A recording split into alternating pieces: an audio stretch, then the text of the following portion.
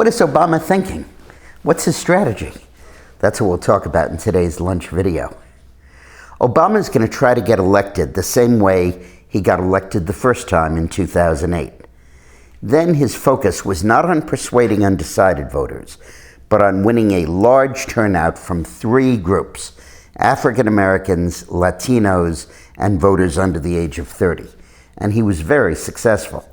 In fact, when you look at just the white vote, Obama really didn't persuade anybody. He drew the same percentage of the white vote that Al Gore did in 2000. The only difference was he ran better among young people and worse among old people. But among white voters as a whole, it stayed just about the same. What animated his triumph and what drove him to victory is that he increased black turnout from 11% to 14%, and that's 3 points of his margin of victory. And he increased Latino turnout from 7% to 8.5% and won it by a disproportionately high margin. That was another 1.5 points. And finally, he increased turnout among voters under the age of 30. And Obama is going to try to do this again. He knows that he can't appeal to the electorate as a whole, so he's going to focus on these individual subgroups. But he's going to basically do it in a way that's different. Instead of inspiring them, he's going to scare them, and he's going to bribe them. Let's start with the scare part. A big part of his technique in trying to generate a large African American turnout is to create racial fears in the country, to hype them, to stoke them, to a point where they really become a basis for people turning out to vote. That's why he spoke out so vigorously and early about the Florida shooting. And it's why he's been increasingly focused on discussing racial issues, which he normally stayed away from. In terms of the Latino community, he's attacking the Republicans for opposing immigration reform, and he's attempting to bribe them by changing the rules on immigration unilaterally, so as in effect to pass the DREAM Act and other immigration reforms administratively, even after Congress turned them down.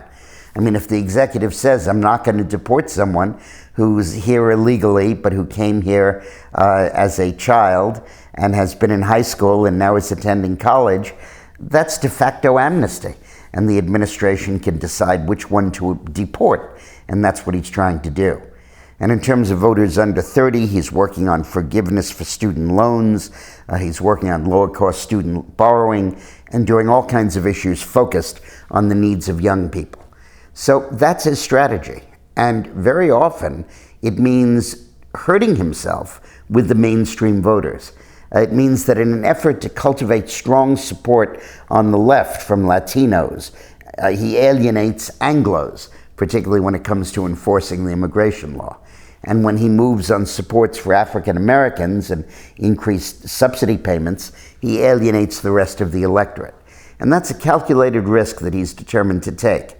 So we had a cartoon that went out on Sunday where it was the Obama Cinema, and the guy was taking down the old movie that showed there called Hope and Change, and he was putting up the new video that's playing this season called Fear and Envy. And that really is what it's about: making the poor envious of the rich, making the blacks and Latinos envious of the fearful of the majorities, making young people dislike people who make more money. And that strategy of division and polarization is really the basis of the whole Obama campaign, and unfortunately, the basis of his presidency as he approaches the election. Thanks for watching.